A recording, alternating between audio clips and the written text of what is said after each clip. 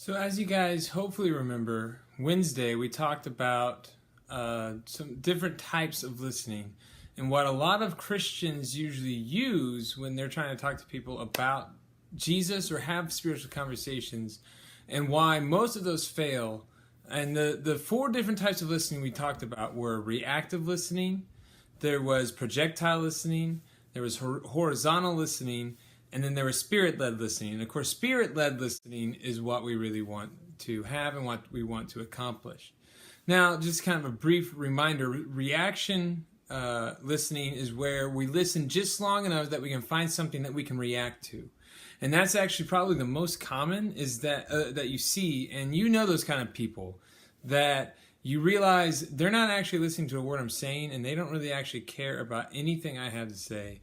They just want to get their point across, and they just want to get whatever their agenda is out as soon as possible. And so they're just listening long enough to hear something to disagree with or hear something to push their thought, their idea across. And surprisingly enough, people don't really respond well to that. And so when we as Christians do that to other people and we start almost forcing our Christian beliefs and our Christian moral code down their throat, they don't typically tend to like that. Projectile listening was where we listen just long enough that we can just dump everything that we know on top of a person. And really, that's just becomes overwhelming. Like maybe they actually were interested. And in projectile listening, usually somebody's actually interested in hearing about Christianity, about our faith, about what we believe.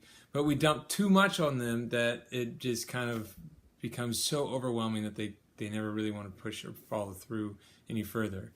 Then there was horizontal listening, where we listen specifically to the person, and maybe we hear what's going on in their lives. Maybe we hear what their problems are.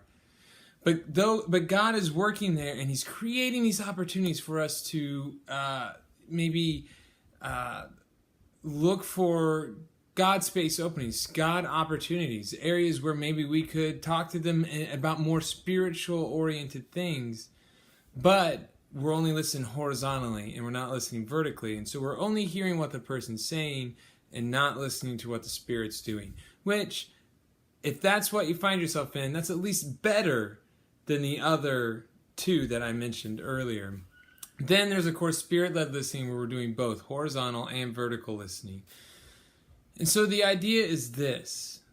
We want to listen in such a way that people feel comfortable going, wow, this person genuinely cares about me and what's going on in my life. But at the same time, we can still introduce those spiritual conversations, those spiritual thoughts.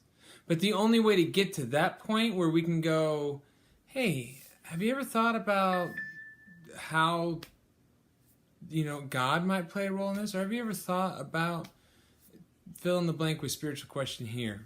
The only way we can get there is if we establish a relationship and trust with that person that makes them believe that we genuinely care about them and we genuinely care about what's going on in their lives.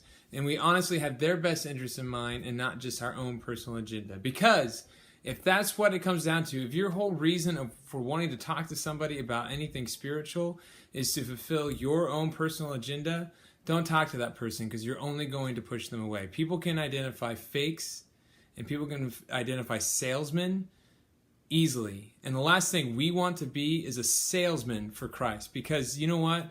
People don't like salesmen in real life. They really don't like them in their spiritual lives. And so that's the idea of listening. And that's why listening is so, so important to having these real spiritual conversations. So remember your challenge this week. Look at those lists of questions. Those lists are to kind of introduce the idea of spiritual conversations into our everyday lives. And remember, I really, really want you to actually try to ask some people those questions so we can talk about those on Wednesday. But those are honestly to bridge the gap into something deeper and further. But we'll talk about that on Wednesday and in tomorrow's video. Anyway, have a great rest of your day, and I will post another video again tomorrow. All right, don't forget to ask the questions. Seriously, do them, because if you don't, it's going to be really awkward on Wednesday, because, I'm really banking on you guys doing that. All right, have a wonderful rest of your day.